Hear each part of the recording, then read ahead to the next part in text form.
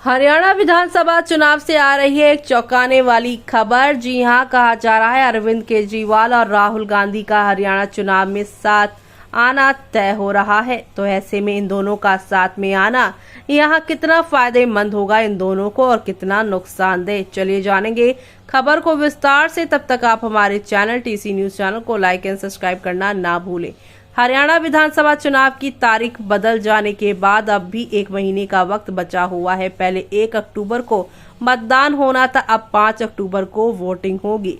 BJP और यहां पर कांग्रेस की तरफ आम आदमी पार्टी ने भी हरियाणा चुनाव अकेले लड़ने की बात कही थी। तो वहीं अब आम आदमी पार्टी के कैंपेन का नेतृत्व सुनीता केजरीवाल कर रही हैं और अपने पति अरविंद केजरीवाल के नाम पर वोट मांग रही हैं। चुनावी रैलियों में वो यहाँ पर लोगों से लगातार अपील कर रहे हैं कि अपने बेटे को वोट देकर एक मौका दीजिए। बीच बीच में ये भी बताती हैं कि कैसे बीजेपी के केंद्र सरकार ने हरियाणा के बेटे को फर्जी मामले में जेल में डाल रखा है। 2019 में चूक गई सरकार यानी कांग्रेस इस बार कोई कसर बाकी नहीं रखना चाहती और गुजरात तक अपनी अगली बार बीजेपी को हरा देने का दावा करने वाले राहुल गांधी भी एड़ी चोटी का जोर लगा रहे हैं। और यही वजह है कि राहुल गांधी हरियाणा कांग्रेस के नेताओं से फीडबैक ले रहे हैं। कांग्रेस की चुनाव समिति की बैठक में इस मुद्दे पर काफी गंभीरता से बातचीत हुई है और ऐसे में अब कांग्रेस की बैठक से कई ऐसी खबरें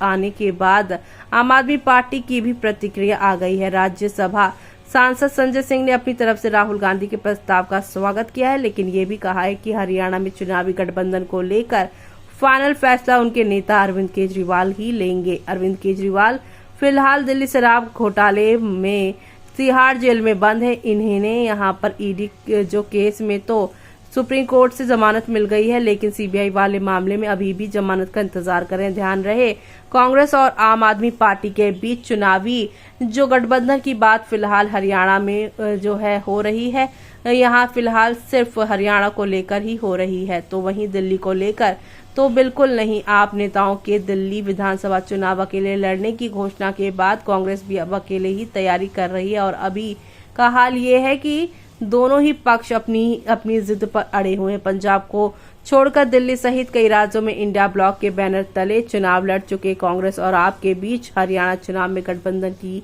बात कहां तक पहुंची, देखना होगा। चुनावी गठबंधन का नफा नुकसान तो आप बात की जाए तो बता दें आप सभी को, दिल्ली के अलावा कांग्रेस के ने हरियाणा, गुजरात, गोवा और चंडीगढ़ में आम आदमी पार्टी के साथ मिलकर चुनाव लड़ा था, लेकिन कामयाबी सिर्फ चंडीगढ़ की सीट पर ही मिली, जहां से कांग्रेस के मनीष तिवारी संसद तक पहुंचे थे।